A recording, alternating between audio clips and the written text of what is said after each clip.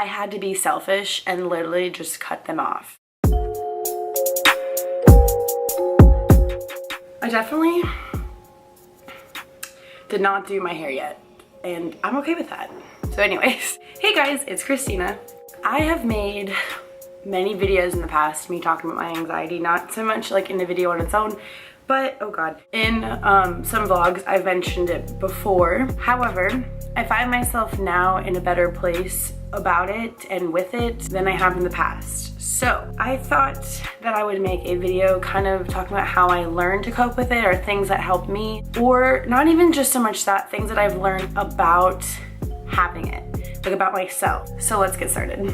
The first thing I want to talk about is anger. I don't want to say that I'm bipolar, but I do find myself radically getting angry. It's okay, because most of my anger comes from frustration, and I just get very, very angry. And the whole point of what this topic is that it's okay to be angry. It's actually better than being sad, I think, because once you're angry, you're over the sadness, I feel, for me personally. So like, me acknowledging the anger is kind of like my mind mentally just like being the fuck over it. I just feel like anger is okay, but you need to find healthy ways to express that. Exercise.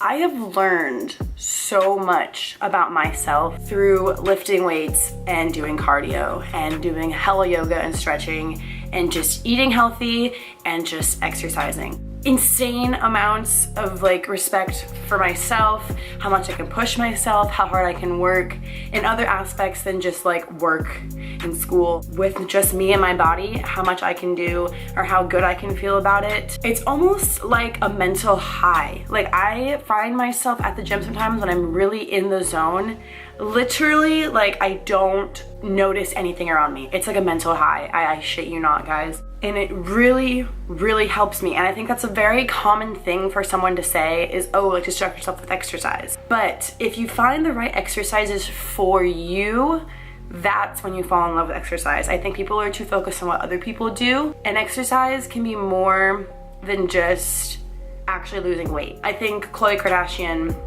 has spoken about this multiple times. It's not just about losing weight, it's about the mental aspect, and if you lose weight or look better, that's just like a follow-up. I personally enjoy putting my feelings into words, because sometimes my brain can make me feel crazy and make me feel like what I'm feeling isn't right, or like it doesn't make sense, when in reality it does. I just don't properly know how to express it. And the other day, actually, I went to a beach by me, and I just sat in my car and I wrote for like a half hour on my computer. I happened to have my laptop in my car. And it just feels so good to put your emotions into words and make yourself feel less crazy and be able to read it. It's a really easy way to express the way you're feeling and almost, in a sense, talk about it without creating unnecessary issues, because a lot of times I like to focus on one negative thing about someone sometimes, and I don't look at the bigger picture and how minuscule this problem really is. Especially when I'm feeling 100 things at once, and I feel like when I do talk to somebody about it, I forget about it. It's just nice to have it in writing. Sticking to a routine, goddamn, has this helped my life,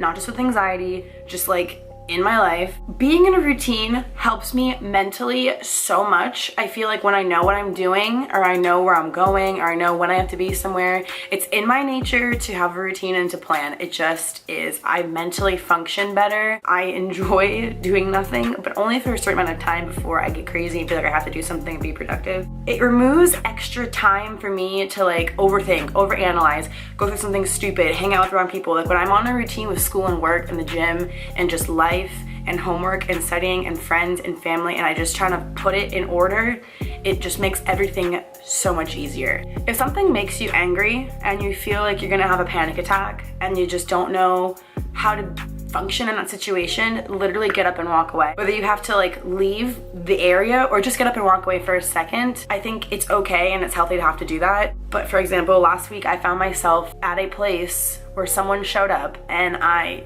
just mentally could not handle it. I literally actually had a panic attack, and I was so flustered. I didn't know where to go or what to think or what to say or what to do. Just so many things came rushing into my brain and my emotions, and I legitimately, I couldn't be there. I literally just wanted to like out of that situation, I couldn't be there. And I had to literally get up and walk out and leave because I wasn't gonna put myself through something that I didn't want to go through. If I know it's gonna cause a problem, just get up and walk away as soon as you can. There's nothing you can do. I wouldn't call it avoiding it, but I would call, you know, just letting yourself breathe. You're not forced to talk to anybody if you don't feel like you need to or want to. I function best when I have plenty of time to myself. I love my friends, and they are, I mean, for the most part, always there for me, and they really are understanding to what I'm going through, because a couple of them actually go through it too, which is great because we're able to help each other, which makes me feel stronger in my friendship and in my emotions. When I'm able to help somebody else with what I'm going through, it makes it easier for me to go through it. But at the same time, it is so nice to have a night to yourself. I literally cannot tell you how nice it is to just take a freaking bath and put on some candles and watch some Netflix and just chill by myself. I don't think everybody understands that. It doesn't make me an introvert, because truly I don't think that I am. I need people in my life, I need relationships and friendships, but it's part of me to want to be alone sometimes. And I don't really care if someone gets offended by that. I think I deserve to be able to be by myself. If somebody asks me to hang out, I don't really have a reason why I can't, other than the fact that I just don't want to, and I want to be by myself. It's not a bad thing. If you feel like you're going through that, if you feel like you're gonna make someone feel bad because you don't hang out with them and you want time to yourself, don't feel bad. Be selfish sometimes. It keeps you sane. You can't be a good friend if you're not sane. Like, first of all, that really, really helped me, and I learned that that's really important, is to have plenty of time to yourself. I think the most important thing for me this past year was letting go of negative people in my life. I think I was making excuses for them, or just not fully getting it. I wasn't like acknowledging that they were negative to my life, because they might have not literally been, but the way they were influencing me made it a negative thing in my life. I had to be selfish and literally just cut them off. There was no like need to explain myself. There was no need to offend anybody. I just needed to cut people off from my life. And I think that making my circle smaller made my friendships stronger, which I like totally knew. And obviously that happens when you leave high school. Your circle just automatically becomes smaller. But at the same time, I still had quite a bit of group of people in my life, and some of them didn't deserve to be in my life. I've learned that it's okay. It's okay. It's okay. Everything is okay, and you can let go of people, and you don't have to feel bad about it. Cut it off, okay? Like, it's not that big of a deal. I don't regret it at all. Something you need to learn from your anxiety is to love it and don't hate it, because it's part of what makes you emotionally you.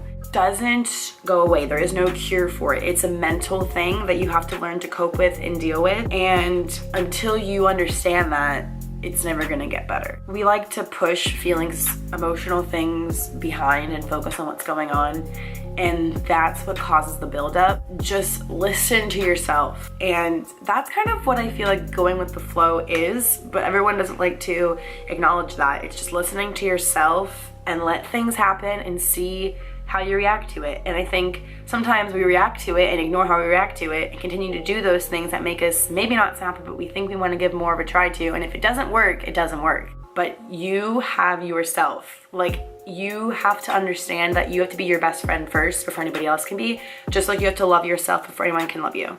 It's that simple. Focus on the future. Focus on bettering yourself, because as you do those things, it creates self-confidence, and nothing is better than self-confidence. I mean, I've always gone to the gym and worked out. Like, it's kind of always been part of my life, just from your early exercise from gymnastics and swimming. I've just always been an active person. My body, like, I've never been so confident and never felt so strong and so like in sync with myself. And it's an incredible feeling to feel like you're bettering yourself, or something that you're doing right now is benefiting your future. That's the best feeling ever.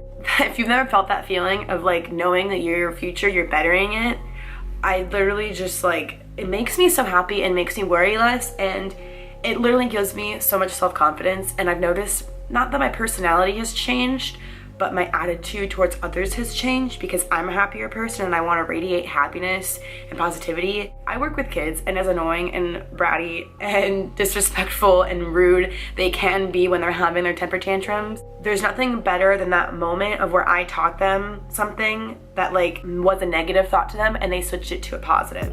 Thankfully, I have great friends like Krista, for example, who really helps me keep in check with happiness. So many times I text her or she texts me and we're just very like, fuck today, fuck yesterday, fuck tomorrow, fuck my life, fuck everything. And you have to have a strong partner, I'd call it, like her or any friend, just to kind of keep that balance. And it really helps, kind of like someone to check in on you. It could be a parent, honestly, that's probably the best option. But for me, I am just closer to a friend in that kind of sense, or my aunt. The last thing, which is a very important thing, it's okay to admit something is wrong. Don't feel selfish. I think I mentioned this kind of already, but in like a different way. Admit it.